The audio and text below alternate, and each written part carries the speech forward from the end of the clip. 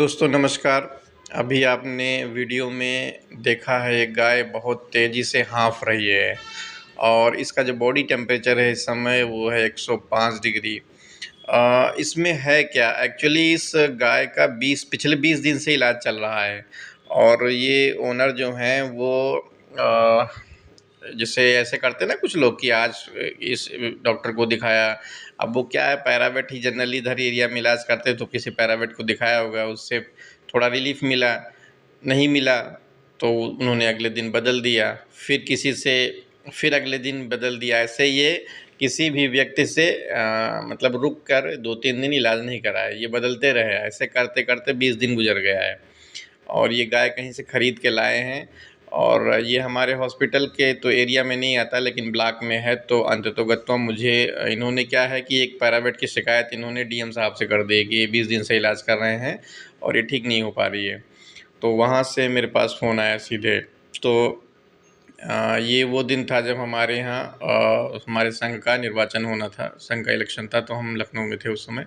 तो हमने फिर अपने जो स्टाफ है उनको वहाँ भेजा और उसका कंप्लीट हिस्ट्री ली। तो हिस्ट्री से ही पता लग गया था कि ये हीट स्ट्रेस का केस है और यहाँ पे लोग बेयरनिल, बुपारवाकोन और पता नहीं कौन-कौन सी ड्रग, इसमें कोई ऐसी ड्रग छूटी नहीं है जो लगी ना हो। लेकिन ये है कि ये आइडेंटिफ़ाई हो गया था वहाँ पे जाने के बाद ही, क्योंकि जब इतना फ़ीवर था और उसके बाद जब इनसे हिस्ट्री ली गई, तो कोई ऐसी कंडीशन दिख नहीं रही थी कि पैथोलॉजिकल कंडीशन हो। तो सिर्फ़ ये हाँफ़ रही थी और बस एक हिस्ट्री ये है, थोड़ा पानी पीती थी ज़्यादा। तो इससे आइडिया लग रहा था कि ये सस्पेक्टेड था। फिर जब वहाँ गए हैं लोग तो इन्होंने देखा, तो उसके हिसाब से फिर इसको ट्रीटमेंट दिया गया और ट्रीटमेंट के बाद ये बिल्कुल ठीक हो गई है, चारा पानी करने लगी।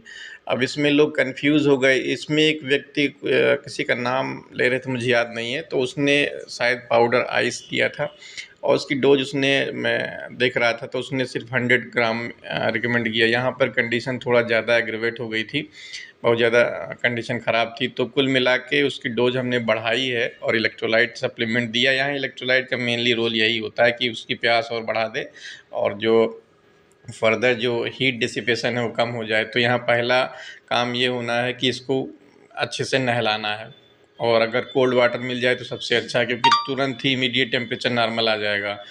तो हमने इसको अभी इलेक्ट्रोलाइट देने से पहले इसमें हमने नहलाया है ठंडे पानी से और अच्छे से नहलाया है और टेम्परेचर 105 से बिल्कुल 101.5 पर आ गया।